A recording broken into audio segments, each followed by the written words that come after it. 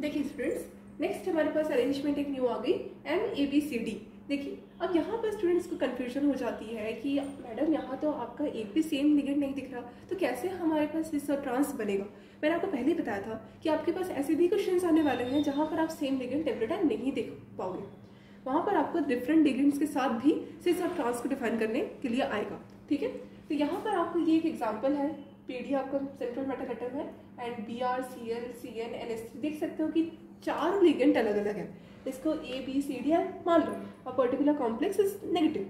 अब ये आपका नेगेटिव है पॉजिटिव है ये ध्यान देने की जरूरत नहीं है, ये आपका एक एग्जांपल है। सपोज आपको सिर्फ एग्जांपल में ध्यान रखना होगा कि एग्जांपल का अरेंजमेंट कैसा है। एग्जांपल अगर आप लिख रहे हो तो फिर आपको ये ध्यान रखना है कि एग्जांपल के लिए क्वेश्चन कैसे बन रहा है। बाकी आपको ज़्यादा ध्यान देने की जरूरत नहीं है, क्योंकि नेगेटिव पॉजिटिव से हमको इस पर्टिकुलर ज्योमेट्रिकल आइसोमर में कोई मतलब ज़रूरत है ही नहीं। तो यहाँ पर MABCD आपका क्या है, अरेंजमेंट है। अब हमको क्या निकालना है कि how many geometrical isomers are possible in this particular type of given arrangement. तो यहाँ पर आप ABCD का क्या करोगे, पेयर बना लो। NCERT में भी क्लियर लिखा है कि in this particular ABCD type of arrangement there are 3 geometrical isomers possible. अब देखिए कैसे होता है, मैं आपको बता देती हूँ। 1 2 3 4, तो 1 2 बनाएंगे AB है ना, CD ये एक बन गया। अब AC AD AC BD बनाओ, 1 4 AD और BC देख सकते हो। इसके बाद आपको कंटिन्यू नहीं करना, इसमें रिपीटेटिव हो जाएगा। मैं बता रही हूँ, आप ये वाला ध्यान से सुनो, ये लिख भी लो।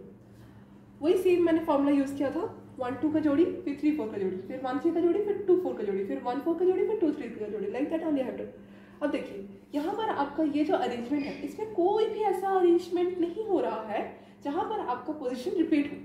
ठीक है, इसीलिए ये तीनों ही बिल्कुल सही है, कोई भी कैंसिल आउट नहीं होगा। तो यहाँ पर हमको ये तीनों को 3 स्ट्रक्चर्स बनाने होंगे। तो 3 स्ट्रक्चर्स में आप लिख दो, ये आपका AB लिख दो, ये आपका CD लिख दो, एक across, one across you can like that BD AD and BC। Okay, now you have to arrange it as cis और ट्रांस। अब देखिए यहाँ पर स्टूडेंट्स को कंफ्यूजन होती है कि मैम कौन सा सिस है कौन सा ट्रांस है, कैसे बताएं। अब देखिए ये आपके ऊपर डिपेंड करता है कि आप फर्स्ट वाले मॉलिक्यूल को किस तरह से फिक्स करके अपना सिस और ट्रांस को डिसाइड कर रहे हो। मतलब अगर मैं विद रिस्पेक्ट टू AB बताऊँ मान लो, तो AB with respect to AB only we have to see all 2 other isomers. तो यहाँ पर अगर मैं सिर्फ AB के रेस्पेक्ट बताऊँ, यहाँ पर मुझे लिखना पड़ेगा WRT, मतलब with respect to AB। With respect to AB it is defined as trans, समझे। अब with respect to AB only second वाला देखिए, तो with respect to AB only it is cis. Why? Because in this particular AB is angled as 90 degree. तो यहाँ पर 90 degree में AB है, तो ये आपका सिस बन गया। अब AB को ही देखते हैं दूसरे में कैसा है, अगेन दूसरे में भी 90 डिग्री में ही दिख रहा है, तो ये भी आपका सिस हो गया। ठीक है, तो आपका ये जो पर्टिकुलर ज्योमेट्रिकल आइसोमर है वो 3 बन रहा है इन दिस पर्टिकुलर मॉलिक्यूल। तो मैं लिख देती हूँ कि ये आपका जो अरेंजमेंट है वो कितना ज्योमेट्रिकल आइसोमरिज्म शो कर रहा है, 3 1 2 3। ठीक है, यहाँ पर आपका with respect to this AB, अब ये मैंने डिसाइड किया है, ऐसा नहीं है कि आप भी AB कर दोगे, आप CD कर सकते हो, AC कर सकते हो, जैसा आप समझ रहे हो उसी रेस्पेक्ट में सारे आपको मॉलिक्यूल्स डिसाइड करने पड़ेंगे। ठीक है, मतलब एक चीज को फिक्स करके आप सारे मॉलिक्यूल्स को डिसाइड कीजिए, तो फिर आपका सिस ट्रांस डिसाइड होगा। ठीक है, और विद रिस्पेक्ट लिख दीजिएगा, क्योंकि यहाँ पर आपका कोई पर्टिकुलर ऐसा अरेंजमेंट है नहीं कि आप कम नंबर लिगेंड्स या सेम टाइप ऑफ लिगेंड्स से डिसाइड कर लो कि इट इज सिस और ट्रांस। ओके, और यहाँ पर 3 भी बन रहा है ना, तो आपको दिखाना पड़ेगा विद रिस्पेक्ट टू, मेंशन करना पड़ेगा। समझ आया समझ, लिख लीजिए। सो स्टूडेंट्स, हमने कोऑर्डिनेशन नंबर 4 में कौन कौन से स्ट्रक्चर सीखे, और स्ट्रक्चर सीखने के बाद किस किस का ज्योमेट्रिकल आइसोमरिज्म बना, कितना बना, ये भी हम एक बार रिवाइज कर लेते हैं। देखिए फर्स्ट हमने सीखा AB4, इट इज अकाइरल मॉलिक्यूल। क्यों? क्योंकि जो सेंट्रल मेटल एटम है उसमें 4 जो लिगेंड है वो सेम अलग अलग होने चाहिए, then only it will be chiral. Okay, it is AB4 type of structure.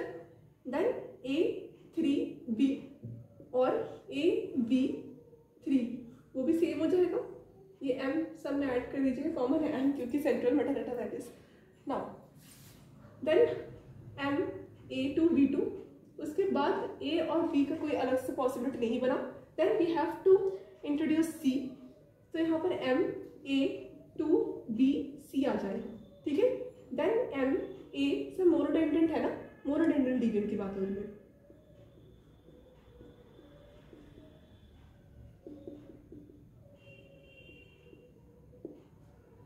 Then A2BC हो गया, और इसके बाद हम नेक्स्ट देखते थे ABCD।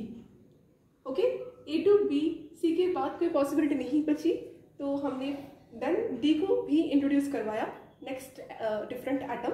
अब ये हमारे पास चारों जो बने, चारों नहीं पांचों मोनोडेंडेंट लिगेंड वाले केसेस बने, जहां पर आपका AB4 का GI शो नहीं हुआ। The molecule has existed but GI is not possible, GI नहीं बना। A3B का भी GI नहीं बना, मॉलिक्यूल एग्जिस्ट करता है तो GI नहीं होता इसका। A2B2 का GI बना, कितना बना 2। A2BC का भी GI कितना बना 2, और ABCD का GI बना पर कितना बना 3। NCERT के अकॉर्डिंग तो यही कहा जाता है। तो ये आपका कुछ रिविजन थे according to monodentate ligand. Next हमारा टारगेट है पढ़ना बाइडेंडेंट लिगेंड को कैसे सॉल्व करते हैं। I hope it is clear to you. Write on fast.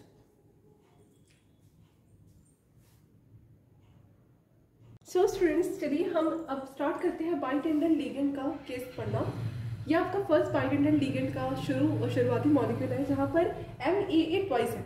MAA twice का मतलब ये नहीं है कि कोऑर्डिनेशन नंबर 4 है, लेकिन AA ट्वाइस मतलब दो सेम लिगेंड से देने वाले सेम डोनर एटम, ठीक है। अब देखिए, इसको मैं आपको ड्रॉ करके बताती हूँ। ये आपका M है स्ट्रक्चर, करेक्ट है। अब ये आपका सेम जो आपका स्क्वायर प्लेनर बनता है ज्योमेट्री, और ये आपका एक A, ये आपका एक A, ये आपका एक A, ये आपका दूसरा है। इसको आप ऐसे लिखोगे, जहाँ पर ये एक ही मॉलिक्यूल है, ये दूसरा वाला मॉलिक्यूल, दोनों सेम मॉलिक्यूल है, पर एक ही मॉलिक्यूल से दो एटम्स डोनेट कर रहे हैं 1 1 lone pair. That's why this particular आप अरेंजमेंट जो देखते हो, this particular arrangement is basically for bidentate ligand. Okay, तो यहाँ पर आपका जो बनता है इस केस ऐसा बनता है, ये बाइडेंडेंट लिगेंड का ट्वाइस वाला केस है, जहाँ पर सेम लिगेंड होता है बाइडेंडेंट, और डोनर एटम भी सेम होते हैं towards the metal. Hence 4 coordinate bond is still made, that's why the particular coordination number is 4. So हमारे पास जो एग्जाम्पल है वो PTEN2 है, ठीक है। EN is ethylene diamine. Okay, अब यहाँ पर आपका ये एग्जाम्पल है, ऐसे एग्जाम्पल का जो आपका GI बनेगा वो 0 बनेगा, ठीक है। ये वाला केस हमने कुछ देर पहले ऐसे ही देखा था क्या, ऐसे MA4 ऐसे वाला केस देखा था क्या, जहाँ पर आपका जो मेटल है उस सेंट्रल में था और A ऐसे बना था, यहाँ पर कोई फर्क नहीं पड़ रहा था, ज्योमेट्रिकल आंसर मेरे बन ही नहीं रहा था। इसको भी सेम रोटेशन करने का कोई फायदा नहीं है। और आपको एक चीज़ मैं बता देती हूँ, इन फ्यूचर ही काम आएगा, कि कभी भी आपका जो मतलब ये होता है बाइडेंडेंट लिगेंड होता है, वो अक्रॉस दी एक्सिस नहीं लगता, ठीक है। एवरी टाइम वो 90 डिग्री एंगल पर ही सिचुएटेड रहता है। वहाँ पर आप रोटेट करोगे, डिफरेंट एटम्स में भी हम अभी पढ़ेंगे, तो फिर आपका क्या बन सकता है, ज्योमेट्रिकल आइसोमेरिज्म बन सकता है, ठीक है। तो यहाँ इस केस में no geometrical isomerism is there. Okay, लिखिए, इतना नोट कीजिए। सो स्टूडेंट्स, चलिए कुछ एग्जांपल फटाफट से देख लेते हैं, इजी है। यहाँ पर मैंने बाइडेंडेंट लिगेंड प्लस मोनोडेंडेंट लिगेंड का केस लिया है। फर्स्ट में हम सिर्फ बाइडेंडेंट सॉल्व करेंगे, फिर नेक्स्ट उसका मोनोडेंडेंट प्लस बाइडेंडेंट का कैसे लिगेंड बनता है वो केस देखेंगे। तो एक एक करके सॉल्व कर लेते हैं फटाफट। MAA-B2 मतलब यहाँ पर मैं आपको जो बाइडेंडेंट लिगेंड का अगर दिखाऊँ स्ट्रक्चर, तो बहुत इजीली हम समझ सकते हैं। कुछ ऐसे बनेगा, देखिए इसमें फॉर्मूला ट्रिक नहीं है, अब सिंपल बना के देखो, क्योंकि ये बहुत ईजी है, आपको आ जाएगा समझ। AA-B2, तो A मैं ऐसे लगा सकती हूँ, क्योंकि ऐसे ऐसे अक्रॉस में नहीं लगा सकती, it is not allowed. Okay, AA ये आपको ऐसे दिखाना पड़ेगा, और BB मेरे पास कुछ ऐसे जगह है, ठीक है। ये आपका एक कंडीशन बन गया। अब यहाँ पर मुझे देखना पड़ेगा कि इसमें ज्योमेट्रिकल आइसोमेरिज्म बन रहा है कि नहीं। तो आप सोच के बताओ कि ऐसे तो मैं इसको रोटेट नहीं कर सकती, ना ही ए को ऐसे रोटेट करके फायदा मिलेगा या बी को कोई रोटेट करके फायदा मिलेगा। तो particular this AaB2 is not geometrical isomer existed, the particular molecule is existed but geometrical कोई आइसोमर इसका नहीं बनेगा। पर ऐसा नहीं है कि इसमें हम सिस ट्रांस नहीं लिख सकते, आप इसका नाम लिख सकते हो। हेंस दो एटम सेम आप देख सकते हो 90 डिग्री में है पोजिशन लाइन, तो यहाँ पर आप इसको सिस नाम दे सकते हो। ठीक है, इसका ही एक और हम एग्जांपल देख लेते हैं सेम वाला AaB2। ये आपका बाइडेंटेंट एंड मोनोडेंटेंट दोनों का मिक्सअप था। अब सिर्फ बाइडेंटेंट का ही देख लेते हैं, इसका ये इसका हो गया, इसका देख लेते हैं, इसका भी सेम वैसे ही बनेगा AaBB। ये भी आपका एग्जिस्ट करता है, पर आपका इसमें भी no geometrical isomer is there, means geometrical isomer 0। ठीक है, नाम लिख सकते हो उसे, कोई प्रॉब्लम नहीं है, बाकी ज्योमेट्रिकल आइसोमर दोनों में ही 0 हो जाएगा। ठीक है, इसका ही बन गया।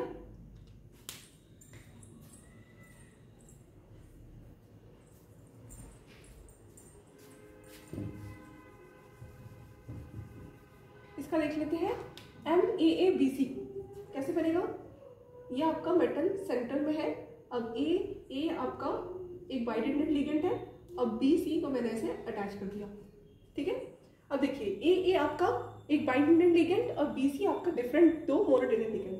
अब देखिए BC है, तो इसको अगर मैं ऐसे लिखूं, BC को अगर मैं ऐसे रोटेट कर दूं तो कोई फायदा मिलेगा क्या? कोई फायदा नहीं मिलेगा। Hence this particular geometry, this particular structure is also having 0 geometrical isomer. इसमें भी GI 0 है।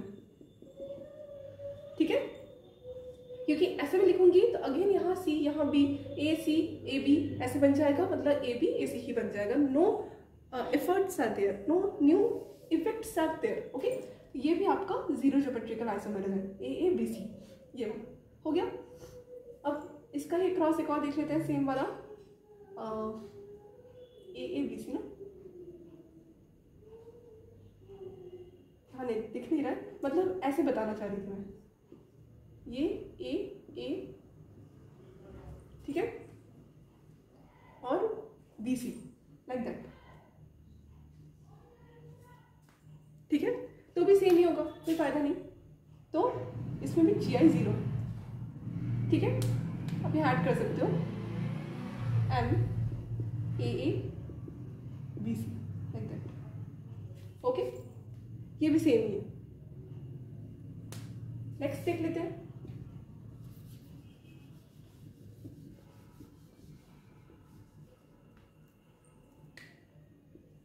MABB2।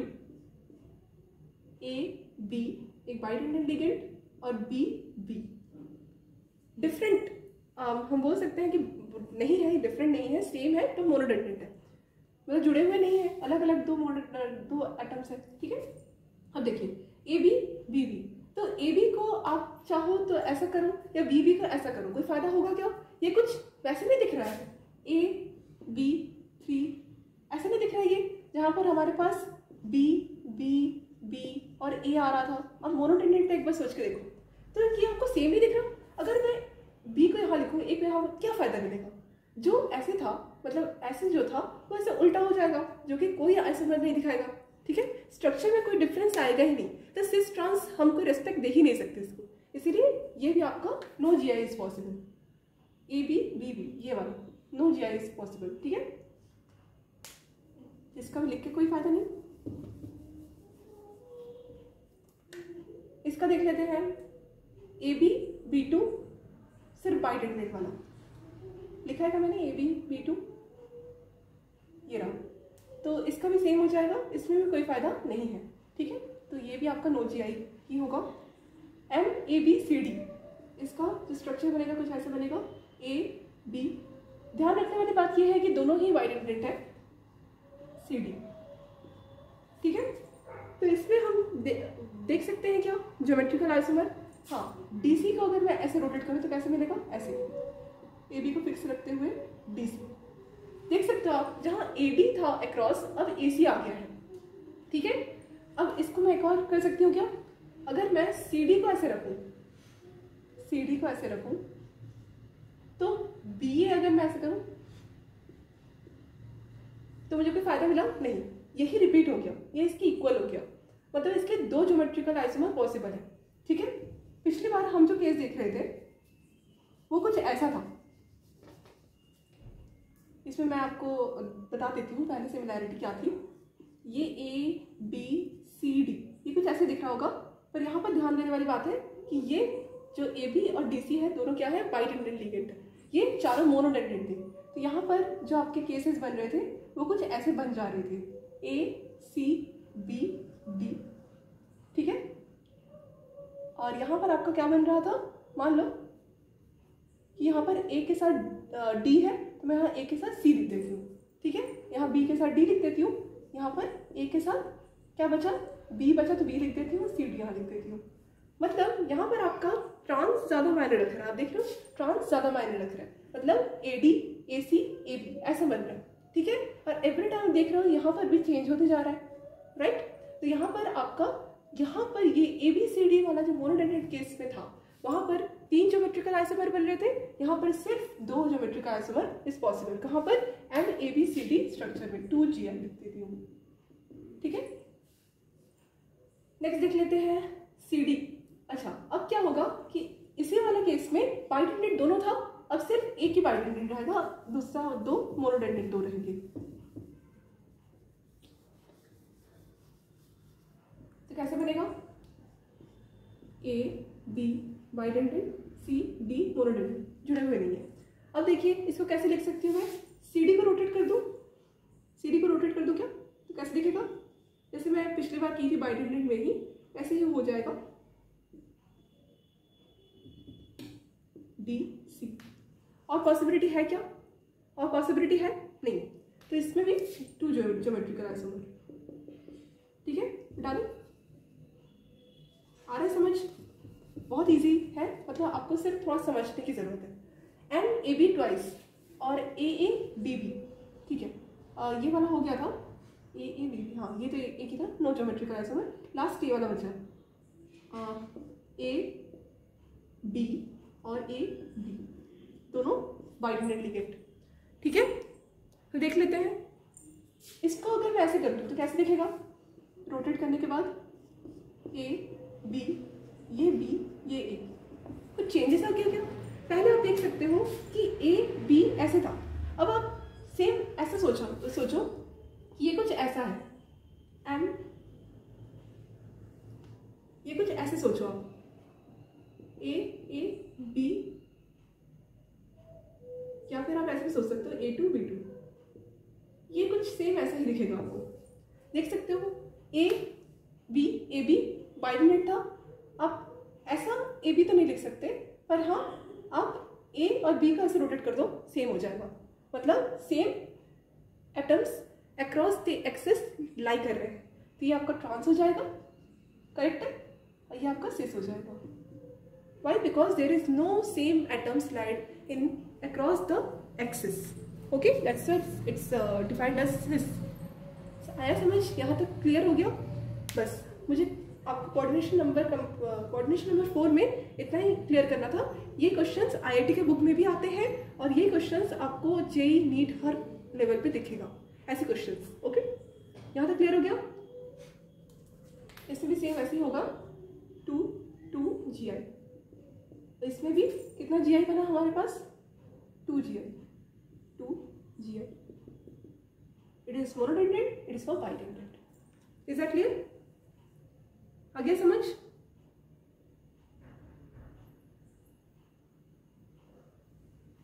लिख लीजिए, इसका कुछ एग्जाम्पल पढ़ लेते हैं। आपको इसका समझ में आया, ये M है, ये वाला केस, और ये आपका AB है ना, और ये आपका CD। तो इसका जब हम चेंज किए तो कैसे दिखा, M A B D C।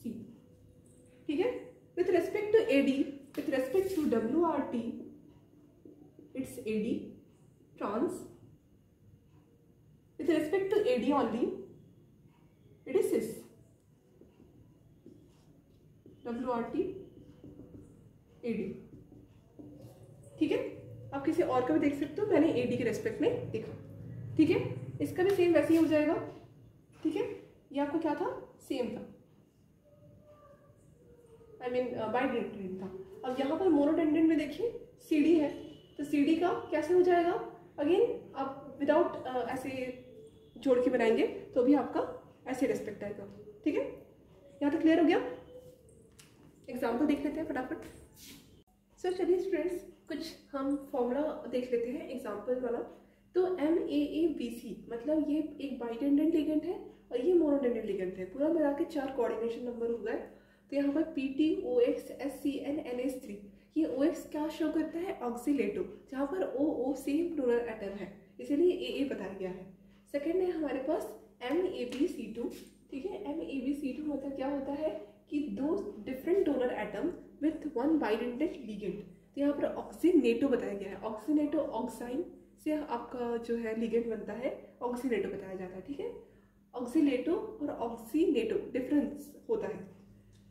This one is your MABCD, again ये ऑक्सीनेटो हो सकता है, हाँ ये भी ऑक्सीनेटो है। और CD मतलब 2 मोनोडेंडेंट अलग अलग लिगेंड है, जैसे थाइसाइनेटो एंड NH3 अमीनो, ओके। यहाँ तक आपको क्लियर हो गया।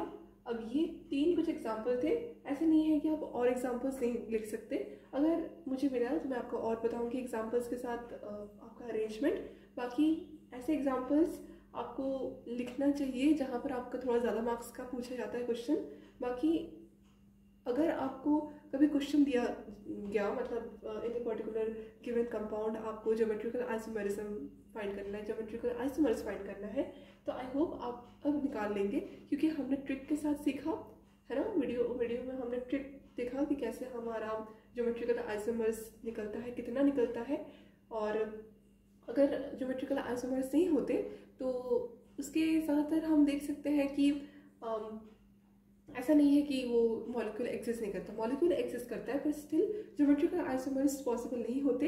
ऐसा भी रूल है। कहाँ ज्योमेट्रिकल आइसोमर्स पॉसिबल नहीं होते, जहाँ पर हम असेस इलेक्ट्रॉन्स फाइंड नहीं कर सकते आपका एटम्स रोटेट करने के बाद भी, ठीक है। तो वहाँ पर आपका जो ज्योमेट्रिकल आइसोमर है वो इनवैलिड हो जाता है। तो यहाँ तक आई होप आपको क्लियर हो गया होगा कि कौन कौन सा ज्योमेट्रिकल आइसोमर दिखाता है, कौन कौन सा नहीं दिखाता, कैसे कैसे फॉर्मूला होता है। ये कुछ मेन फॉर्मूला थे, और भी मुझे मिलेगा आपको मैं बता दूंगी।